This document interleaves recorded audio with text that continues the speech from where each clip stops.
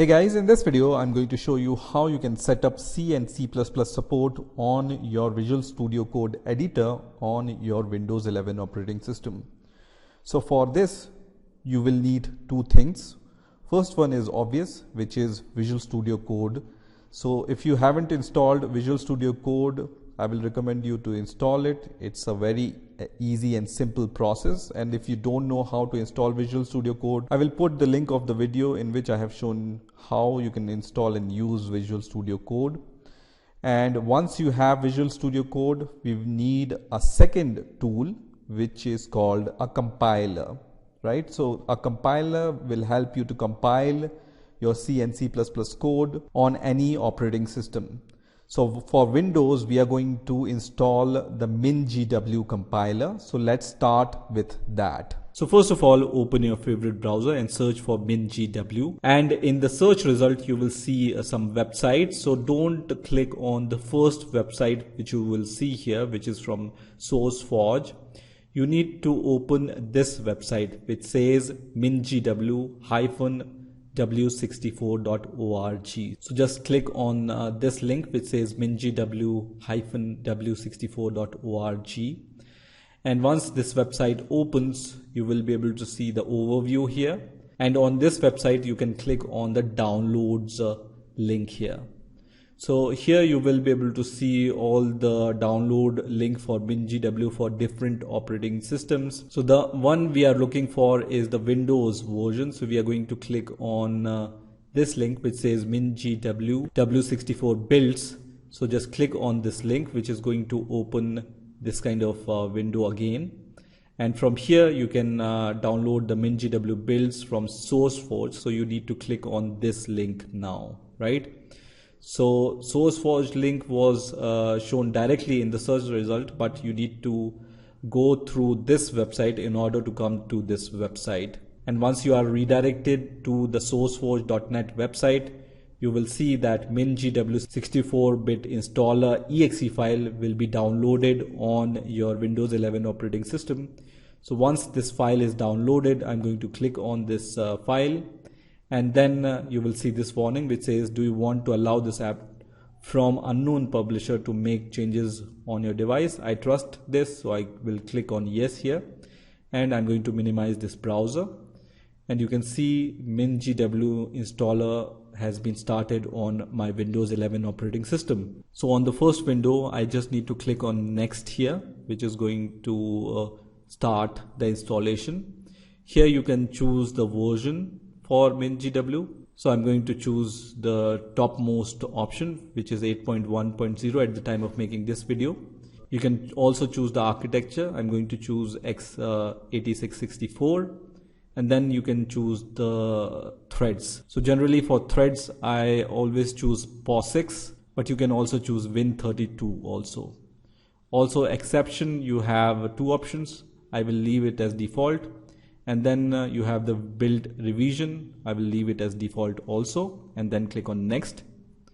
And this will be the location where your MinGW compiler will be installed. So you can see it will be installed in the program files. MinGW directory will be created, and then this folder will be created, right? So if you don't have the good reason to change this location, just leave it as default. And also you can leave this checkbox as checked, which is going to create a shortcut for your MinGW compiler tool. So I'm going to click on next now, which is going to start the download of all the files and packages for your MinGW tools. So just wait for this process to reach to the 100% mark. So now after some time, I can see this window which says click next to continue the installation. So I'm going to click on the next.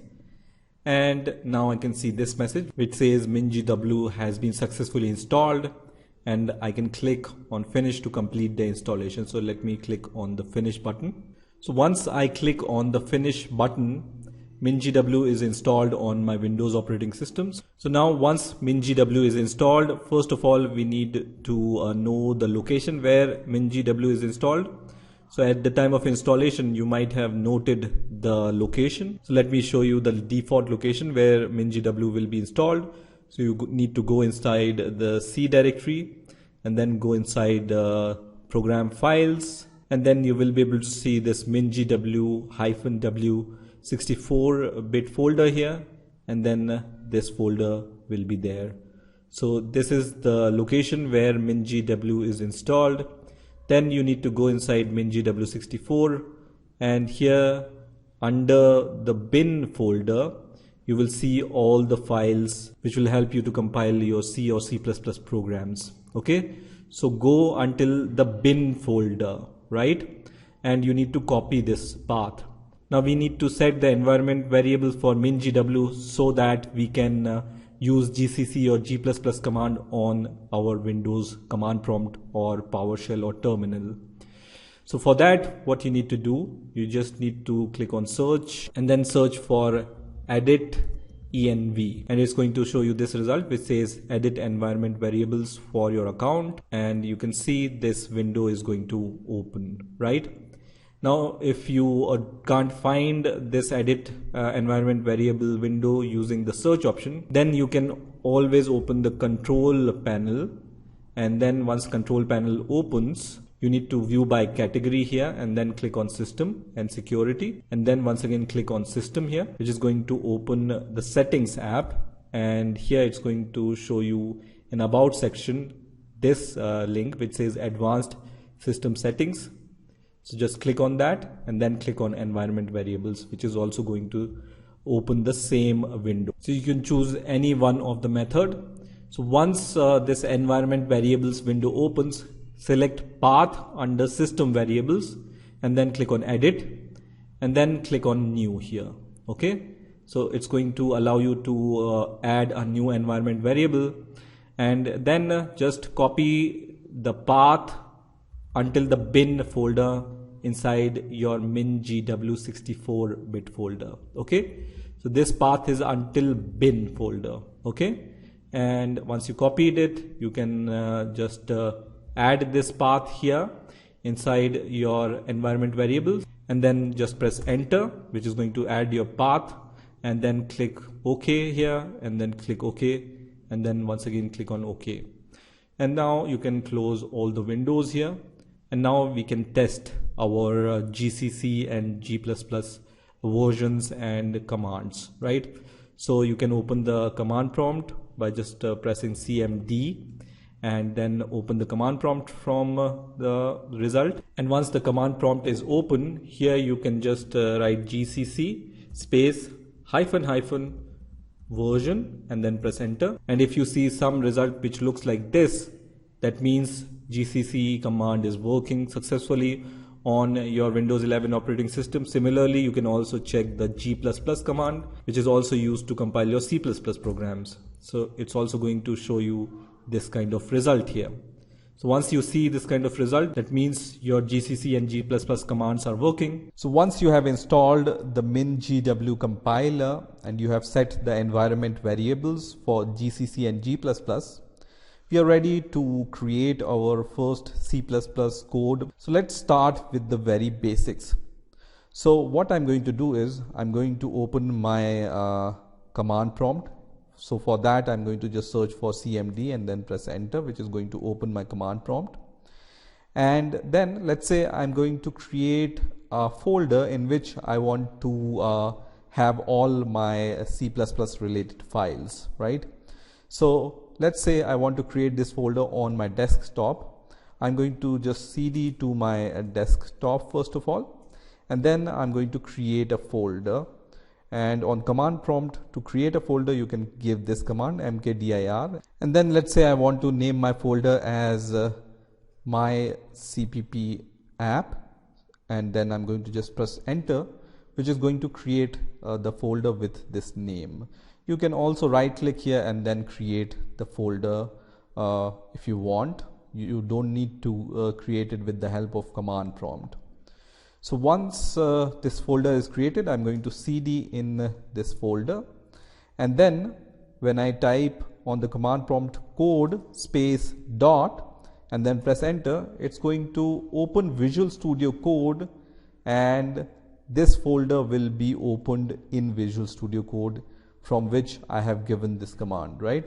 So currently I am in my CPP app folder in the command prompt, right? And when I gave this command, it's going to open this folder in Visual Studio Code. Here I can create a CPP file. So let's create a very basic C++ file. I'm going to name my file as main.cpp here and then press enter, which is going to create this file. Now as soon as I create the C++ file, Visual Studio Code is going to recognize that and it's going to show me some recommendations. You can see, do you want to install recommended extension for C++? So here you can click on this option. Don't click on install, but because we want to see which extensions we are going to install. So I'm going to click on show recommendations here. And here it's going to open this extensions tab, right? So on the left hand side you have this bar, and when you just hover over this extensions icon here, you will be able to see that it's for extensions. So just click on this and then you will be able to see many extensions for C and C++, right? So right now the recommended extension by Visual Studio Code for us is this one, which is created by Microsoft, you can see, and the number of downloads are also given here. So around 3.3 million downloads are done for this extension. So if you don't see this recommendation, you can always go to this extensions tab here and then search for C++, and once you search for C++, it's going to show you all these recommendations, right? So the topmost option is going to be the option which you will require. So you can see this one, and it's from Microsoft once again. And for this extension, you can see the number of downloads are 27 million. And what it does, it provides the support for C and C++ IntelliSense, debugging and code browsing. So we are going to install the C/C++ extension first of all, and just click on the install button, which is going to start the installation process of this extension. Same we are going to do for this one, which is called C/C++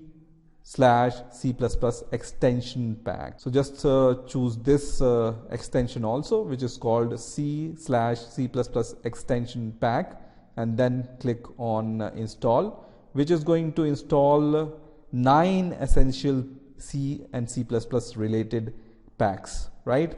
So we have already installed the C and C++ IntelliSense debugging and code browsing extension. In addition, it's going to install all these extensions so that we can run our C or C++ code on Visual Studio Code editor, right?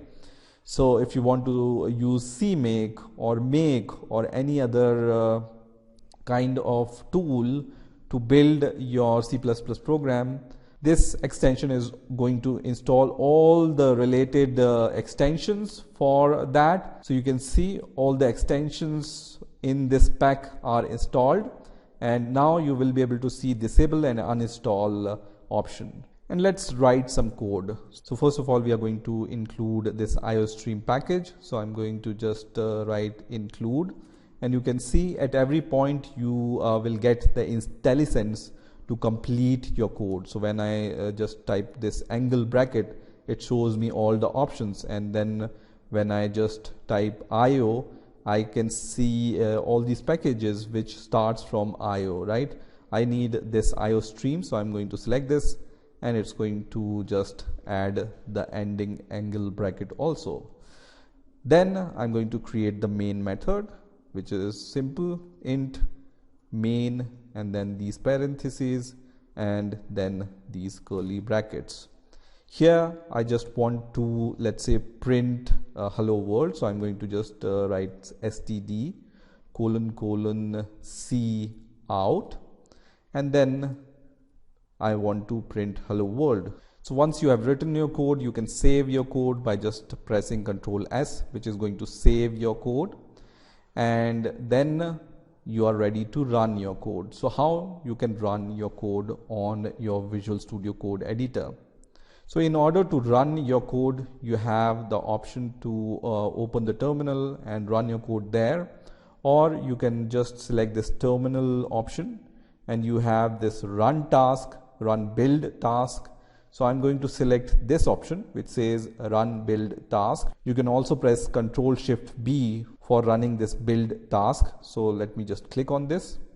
And as soon as I click on this option, I will see all these options here. So for building my C++ program, I will require g++.exe file, right? If you need to compile the C program, so if this file name was main.c file and you wanted to compile the C program, you could have chosen gcc.exe, right?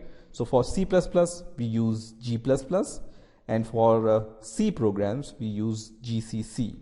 So in my case, I'm going to use this option which says g++exe build active file. And what it's going to do, it's going to build my file, and you can see build finished successfully. So my build was finished successfully, and you can see this main.exe file is generated. So now I just need to run this exe file and see what is the output, right? So for this, I can open a new terminal. You can open the new terminal by just selecting this terminal option and then click on a new terminal, or you can click on this plus button which is going to open the new terminal. Now as you can see, the type of terminal which is opened, right? So by default, because PowerShell is the default terminal on my Windows 11 operating system, so it has opened PowerShell. But let's say I want to open the normal command prompt, right? I can open it by just clicking on this arrow button, and then I can select command prompt from here, and it's going to open the command prompt. You can see which type of terminal or command prompt is open on the right hand side in this list. So I have this PowerShell terminal open, I have this command prompt terminal open.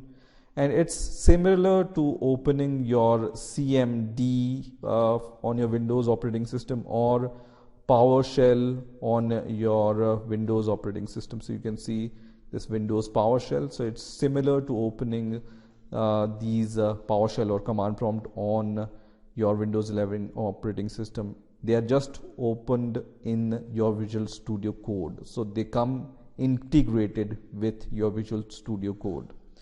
From here, I select CMD option. So I want to run my exe file using command prompt. So I can just type the name of my exe file, which is main.exe, and then press enter, which is going to print the output here, which is hello world in my case, right? So that's how you can run your program using PowerShell. So if you want to use PowerShell, so for the PowerShell, you just need to write dot and then the backslash and the name of your exe, which is main.exe file, and then press enter, which is also going to show you the hello world result.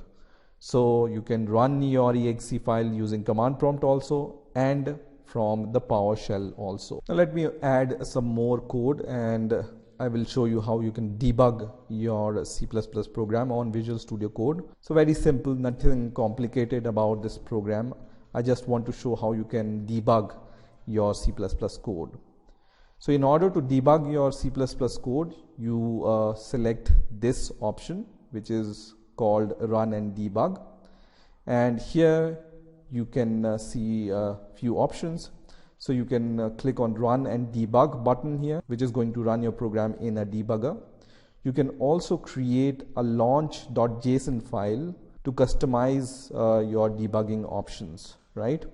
So for now, what I'm going to do, I'm going to just add a few breakpoints here, and you will see the list of all the breakpoints in this list under breakpoints. So you will be able to see the list of all the breakpoints. You can see it's in the main.cpp file, and then they are at line 4, 5, and 6, right? You can disable all the breakpoints by just pressing this button which says toggle active breakpoints, and it's going to disable all these breakpoints. It's not going to remove the breakpoints, but these breakpoints will be disabled.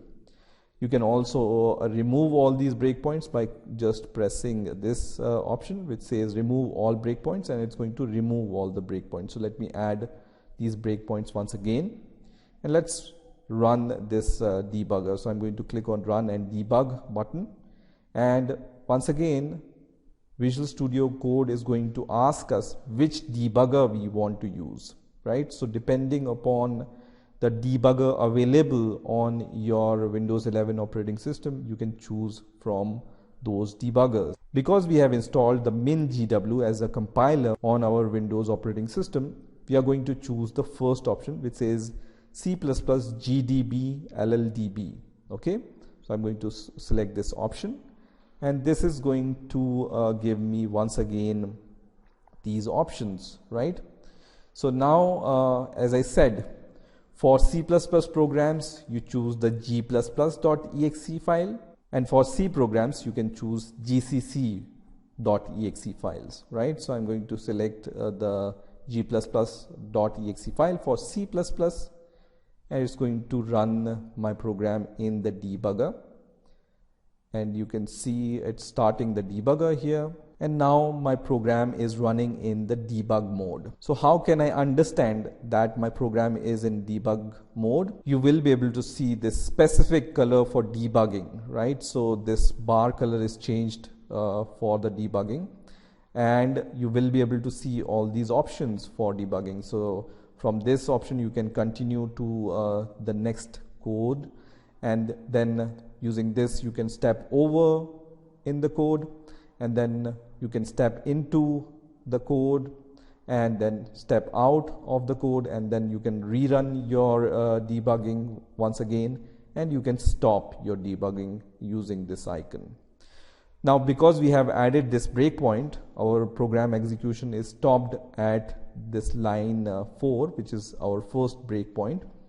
And on the left hand side, you will be able to see the list of all variables and the values for these variables. So right now, the variable 1 have 0 value, variable 2 have 16, and variable sum has 0 value. Because at this point, these numbers are not assigned to our variables, C++ is going to assign the random numbers to these variables, right? That's why you see all these random numbers.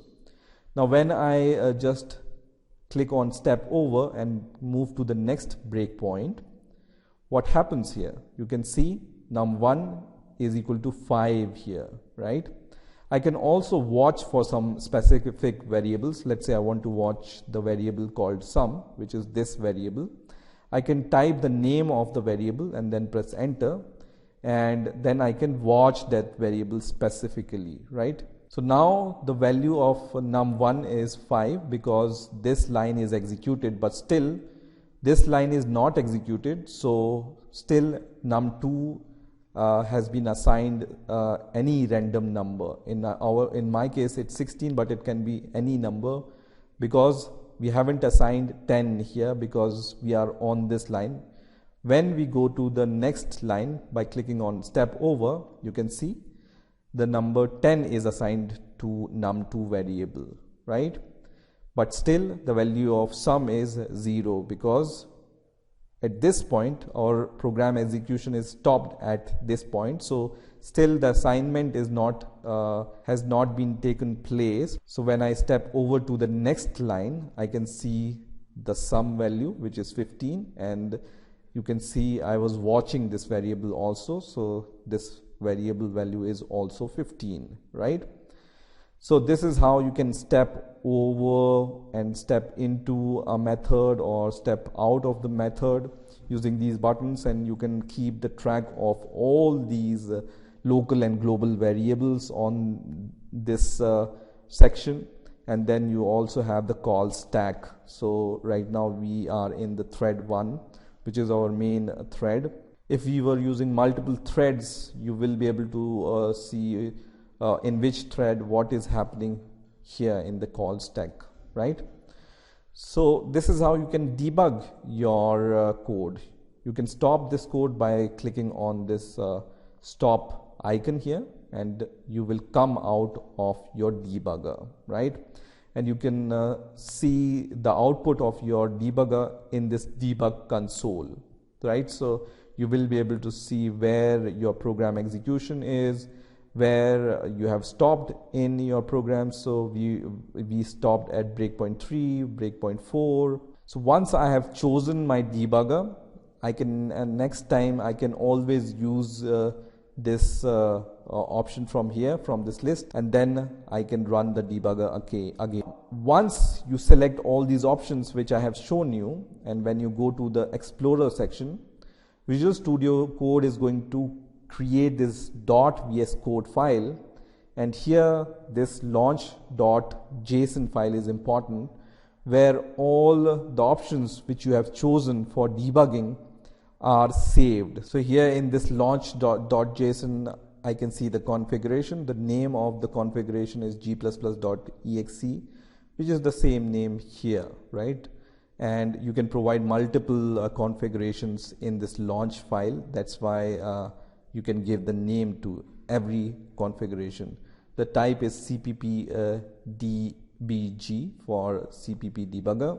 Request is launch, and then which file you want to launch. This means we are in the current directory, and the file name is the same name as your cpp file name .exe file. And you can see which debugger you are using, gdb, and then you have the debugger path. So in our case, this debugger path is at this location. So all the information about your debugger is there in your launch.json file. So you can always change this configuration if you want to use some other debugger, right? Let's say Microsoft debugger. You can change this path for the debugger from here and then use the other debugger, right? You also have this tasks.json file where you will be able to see the commands. You can see the command which is going to be used to run your program. g++.exe file is there, and then you will be able to see the options for compiling or building your C++ code here. So let's say I want to run my debugger once again. So from the next time I can just click on this green start debugging button, and it's going to start my code in the debugging mode. So now once again you can see I am in the debugging mode. So this is how you can set up Visual Studio Code for C and C++ development on your Windows 11 operating system. I hope you've enjoyed this video, and I will see you in the next video.